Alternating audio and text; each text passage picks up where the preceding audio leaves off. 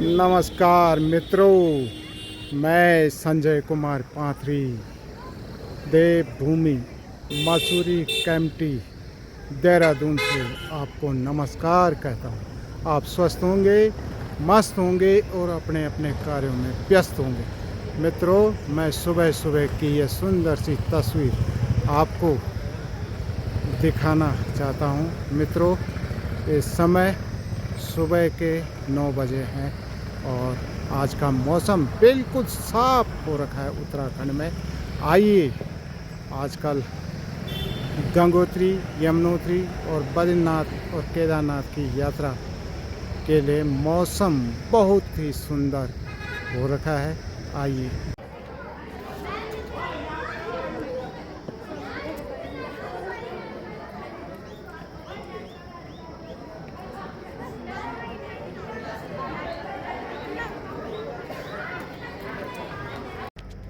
और मित्रों, ये रिंगाल का पेड़ है और इस रिंगाल के पेड़ से उत्तराखंड में टोकरियाँ बनाई जाती है, जैसे रोटी रखने के लिए, इधर उधर कहीं हमने शादियों में रात का खाना ले जाने के लिए ये रिंगोल की जो है टोकरी बनाई जाती थी। पुराने मकान गांव में जो बनते थे पत्थरों के, तो पत्थरों के नीचे फटाले कहते हैं जिनको, उनके नीचे इन्हीं रिंगालों को रखा जाता था।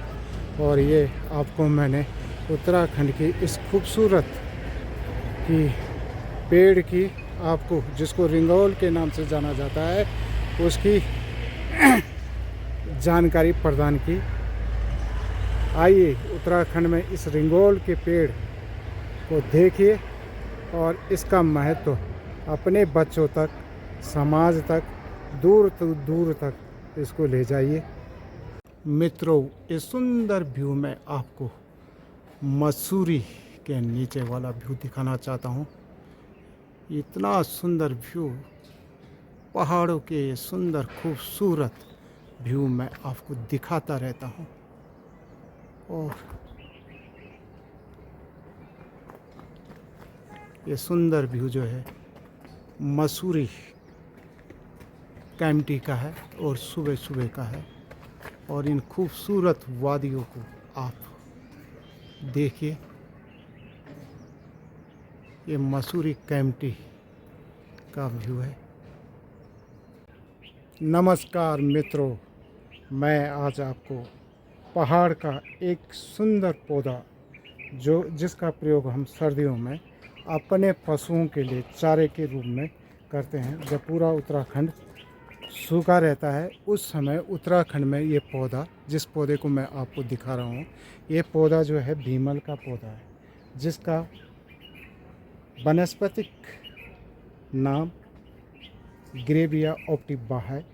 और ये कुल मालवेसी कुल का ये पौधा है। और इस पौधे की जो हरी पत्तियां हैं, इसमें पर्याप्त मात्रा में प्रोटीन पाया जाता है।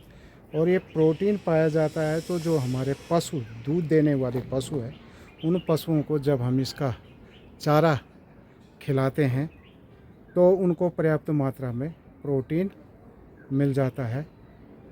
और मित्रों, मैं आपको समय समय पर जो है यहाँ के पेड़ पौधों की जानकारी देता रहता हूँ। और अब मैं आपको जो है इन जो ये पौधे हैं, और मित्रों जो ये पौधा है, इसकी लंबाई करीबन 15 मीटर लंबाई है और इसके पत्ती भी करीबन 8-10 सेंटीमीटर लंबी है। और इस पौधे के जो ये टहनियाँ हैं, इन टहनियों को हम जब चारा हरी पत्तियाँ निकाल देते हैं तो उनको सुखाने के लिए अपने घरों में बाहर रखते हैं। सुखाने के 2-3 महीने बाद इन पौधे की इन टहनियों को हम जो है, जो हमारे नदी नाले हैं, गाड गदेरे हैं, उनमें पानी में भिगाकर 2-3 महीने तक रखा जाता है।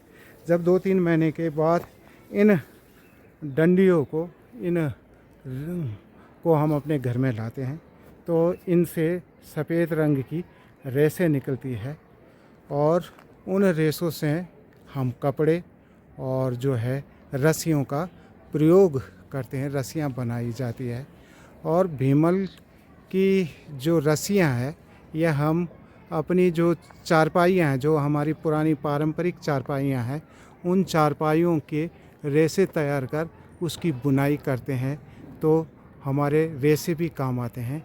साथ ही इसकी जो टहनियाँ होती है, कच्ची टहनियाँ, उन टहनियों से हम उनकी रेसों को जब निकालते हैं तो गांव में जो पत्थर होता है, जिसको हम ढुंगू कहते हैं, उन ढुंगों से हम जो है इनको खींचते हैं।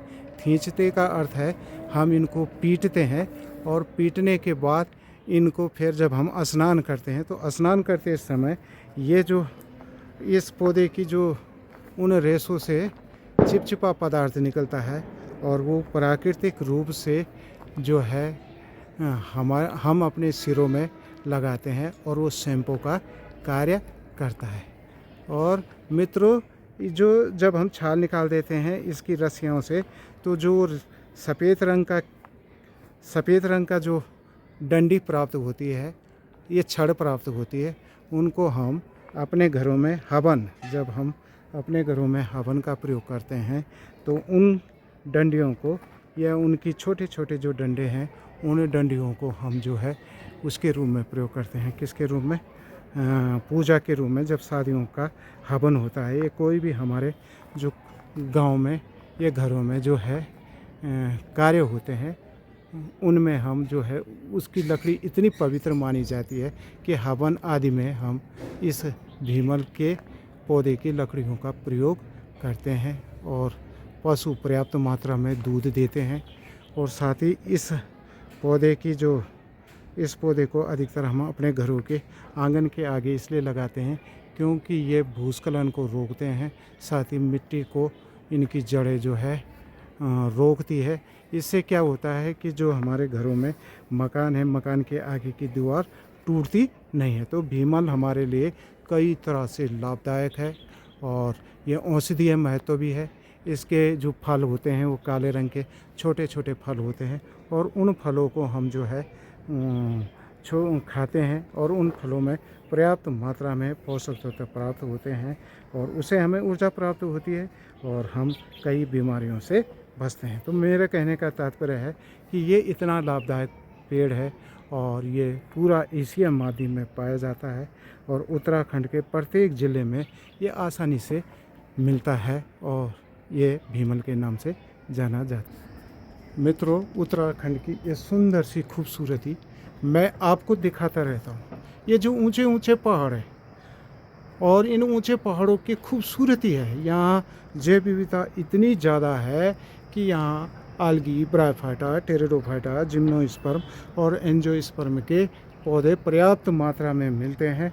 और मित्रों, मैं आपको ये व्यू हमेशा दिखाता रहता हूँ, ताकि आप देश विदेश में कहीं भी रहे, अपनी मातृभूमि से हमेशा प्रेम करेंगे। और मित्रों, ये सुंदर सा ये व्यू मैं आपको दिखा रहा हूँ, ये प्राकृतिक सुंदरता की इतनी खूबसूरती। मित्रों, ये सुंदर सा जो ये मैं व्यू पूरा हिमालय आपको दिखाना चाहता हूँ, ये जो है कैम्पटी के पास का जो ये क्षेत्र है, ये मसूरी के पास है। और यहीं इसी जंगल के ऊपर भारतीय प्रशासनिक सेवा लाल बहादुर शास्त्री प्रशासनिक एकेडमी की ट्रेनिंग भी इसी क्षेत्र में होती है।